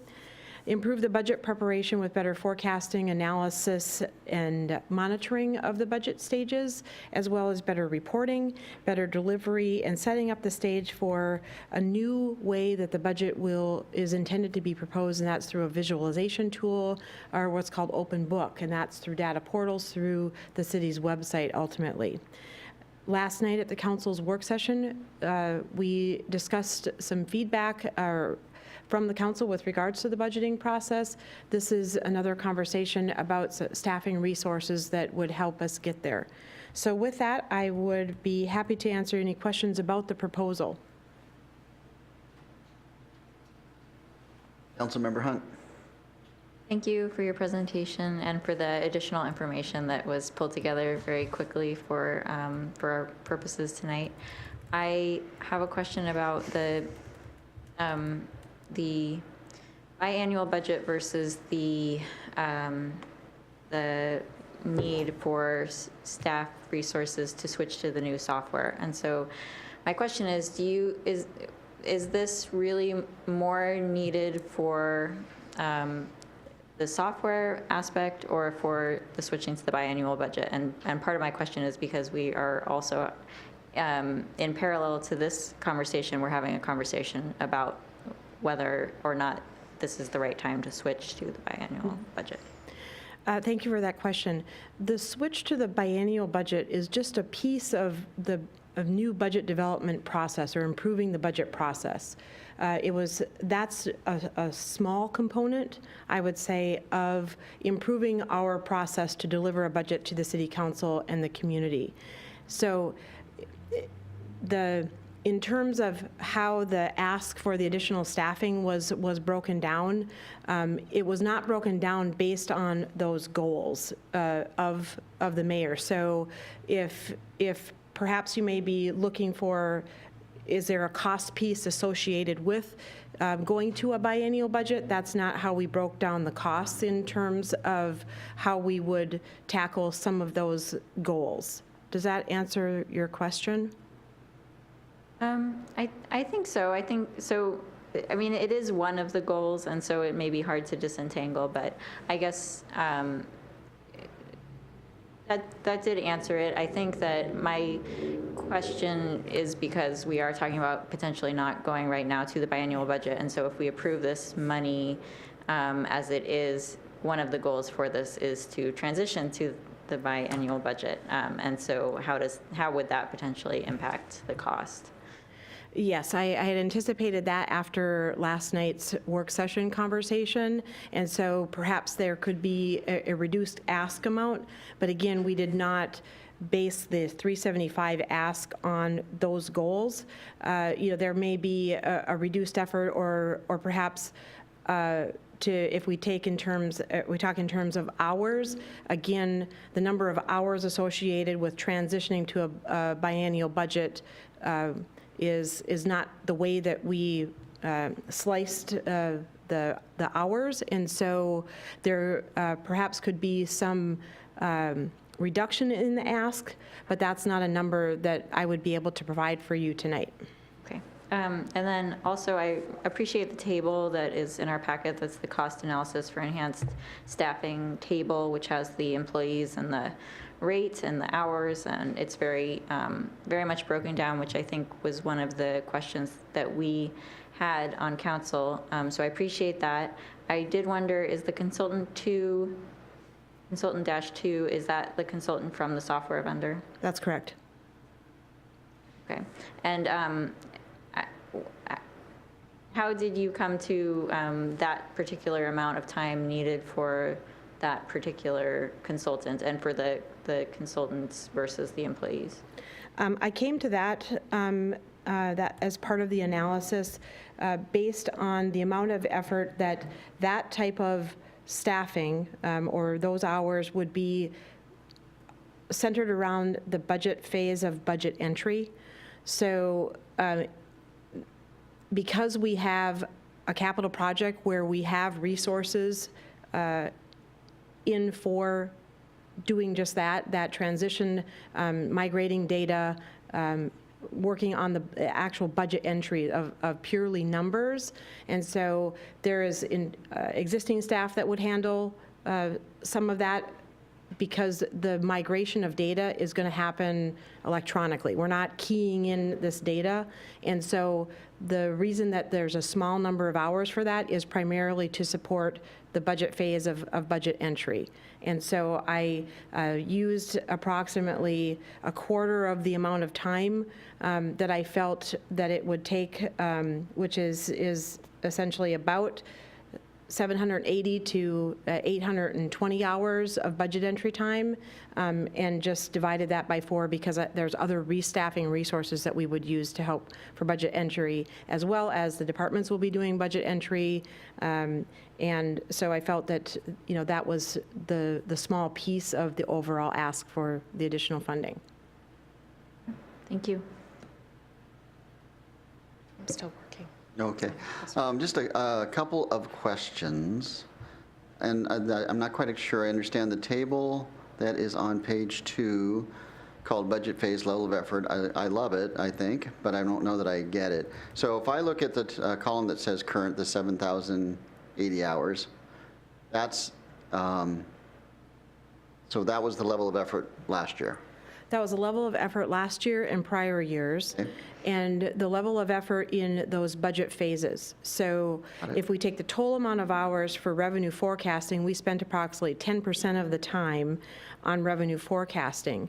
Ideally, then, in the transition in the future years, we ought to be spending more time in the revenue forecasting phase. And so you can see in each of those budget phases, we identified how much time we spend on those phases and how we ought to be, or the amount of time we ought to be spending on those phases. Okay. So since you bring that up, I hadn't thought about this, but this is interesting. So budget entry historically has been about a third, 34%, and you're actually thinking during the transition period that budget entry is going to go down? The transition year, it should be approximately the same. It should go down a little bit. Okay. Because we have the software consultant, we have the software implementation going on, and this is in support of the software implementation. But as I indicated, this happens, the migration happens electronically through import-export features, and so we should be reducing our budget entry a little bit, but ultimately that is in support for that significant shift and reduction of time spent doing budget entry in the future years. Okay, so if I just do the quick math, you're thinking it's going to be about 3,000 hours more of effort during the transition year, and that's because we got to do all the old, but we're also putting in new systems, we got to do all the new and all the transition stuff, and then in the long run, we're going to be really happy. It's going to take us hardly any time at all. So I guess my question kind of goes to, there's 3,000 hour difference between current and transition year, and there's 4,000 hours. Thank you. I'm killing mics here. There's almost 4,500 hours, and I'll take out the consultant two. But just if I look at the employees and the consultant one, there's 4,200 hours, 4,300 hours of additional time you're asking for. So is there another source of the time then that I'm missing? Yeah, because there are existing staff who handle the budget, and so those are included in those total budget-related hours. Well, that makes it worse. Those who would handle those who would handle part of the overall transition piece. So that's why it's only 3,000 versus compared to current versus a transition year. Because there is existing staff, such as myself, and the budget manager that would help take some of those pieces and be handling some of those tasks. Yeah, so the budget analysts are not going to do all of the work. We still have pieces that existing staff will tackle. Right. So I've accounted for 3,000 hours. That is the difference between the current and the transition.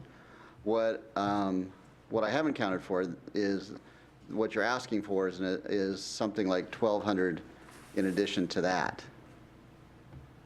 Because your additional ask is for, let's call it 4,200 hours.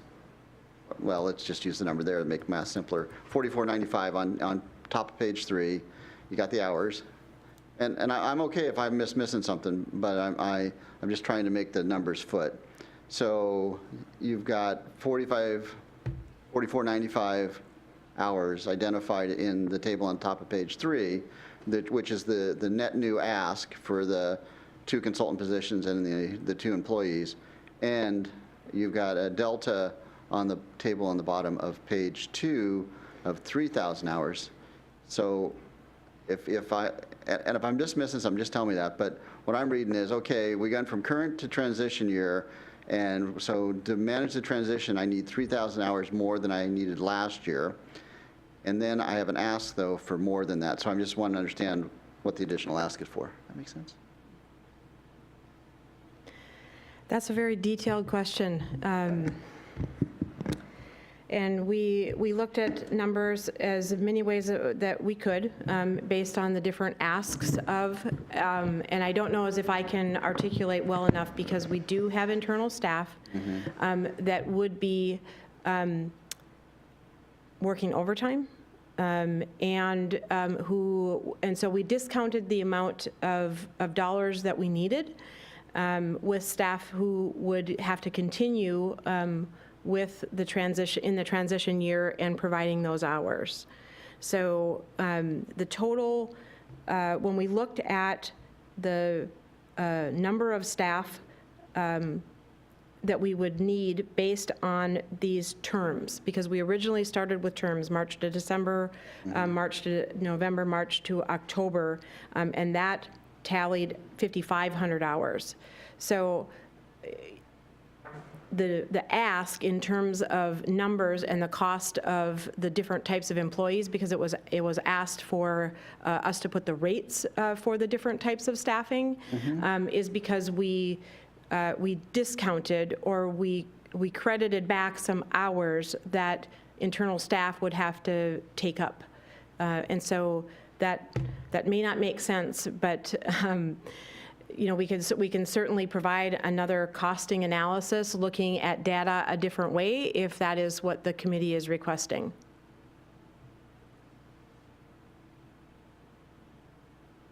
going to hold on for a second. Councilmember Batiste. Thank you, Jen, for providing all of this additional detailed information. I just wanted to make sure I understand in terms of the last LTE that would be hired during the transitional phases, that they would be wrapped up by February 2019. Is that correct? We had originally thought that we would have to carry them into 2019, but the ask is for 2018 dollars. During the 2018 or 2019 budget, if we thought that we were going to need to ask for a reauthorization of those dollars, we would do that. But I didn't want to, I wanted to make that transparent that we were anticipating that we may have to keep one of those LTEs over because we wanted to ensure that the departments knew how to use the report and monitoring tools in order for budget monitoring and especially watching the budget process that the council goes through, because with a new tool, they'll be able to always have the latest version of the budget. And so what we would be doing while the council is deliberating, we're still providing training and we're still providing those resources to the departments to monitor the budget process. So yes, it had been anticipated, but the costs are associated only with 2018. Great. Thank you. Councilmember Hunt. So this is a clarifying question. I had thought that the employees' hours, the 2890 hours, was the difference between the current and the transition, but actually it isn't quite. And so is it approximately 3,000 hours of the time of the employees that are currently staff plus all of the hours that are listed in the table on page 3, so it's about 6.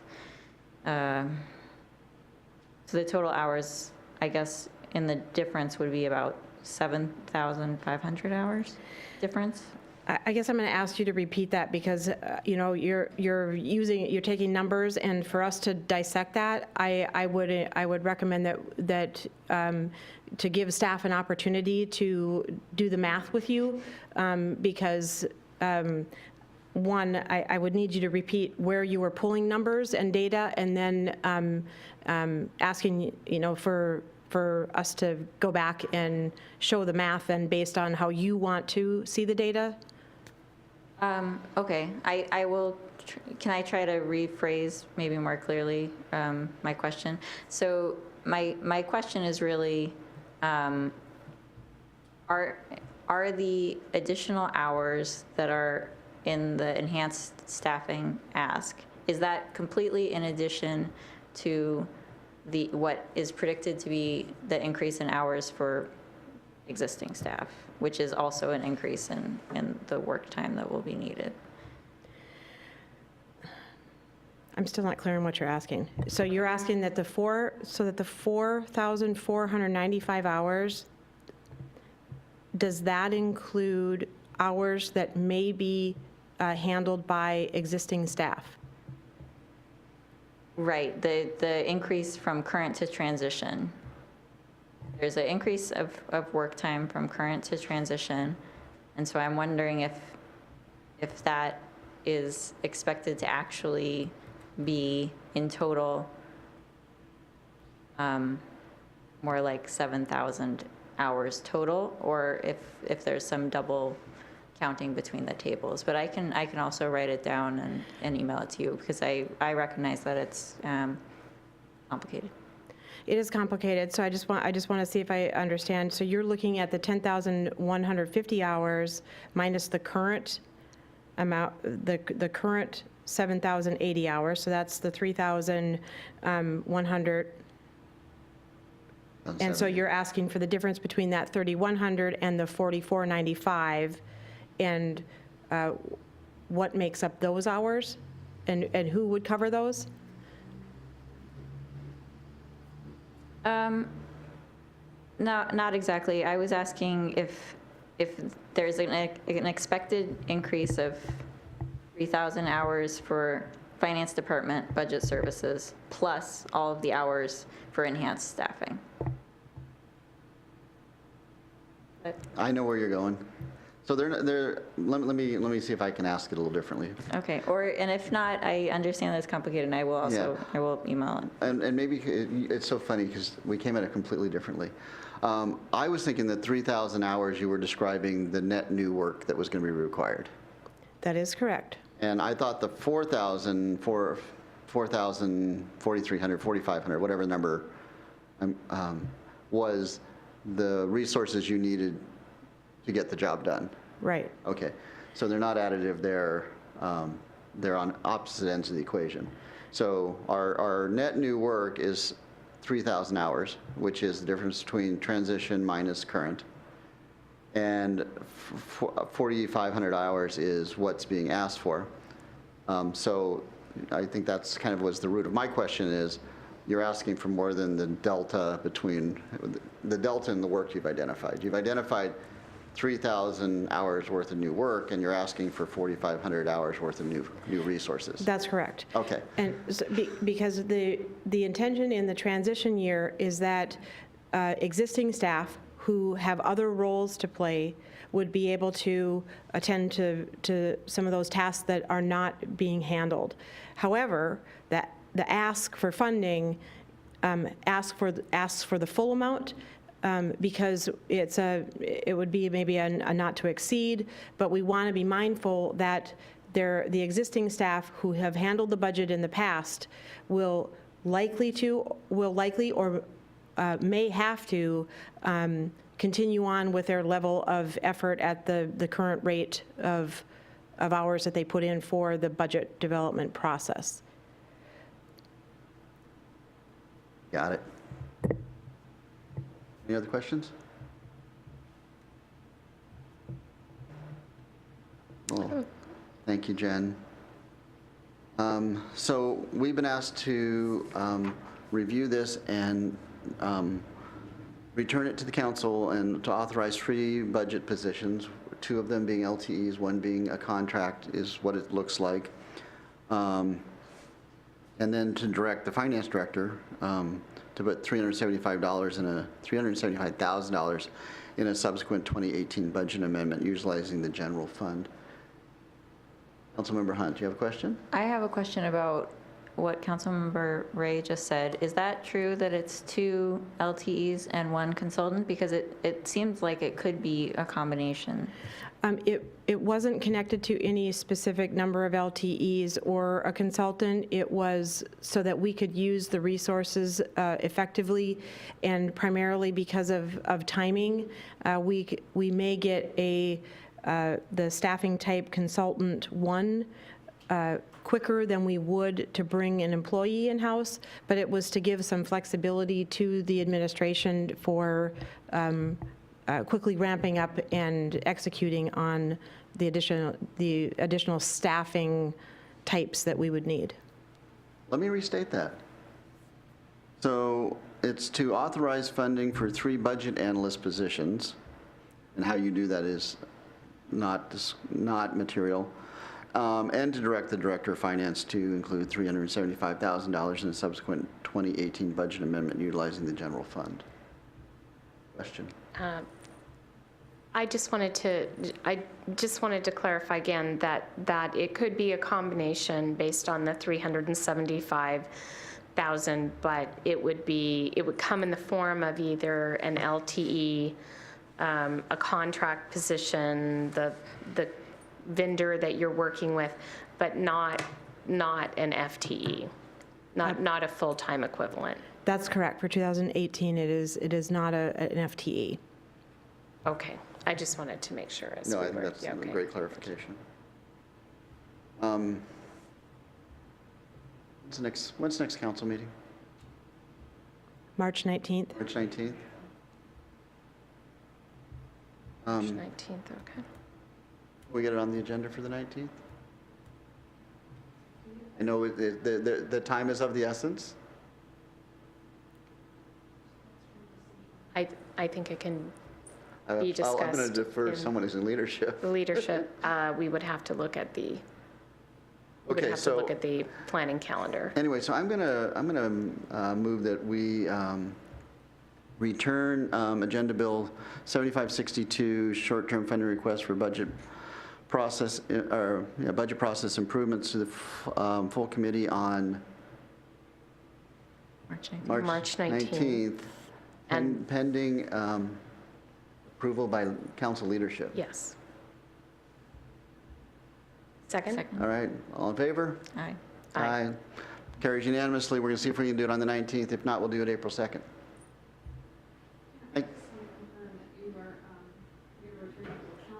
Yes.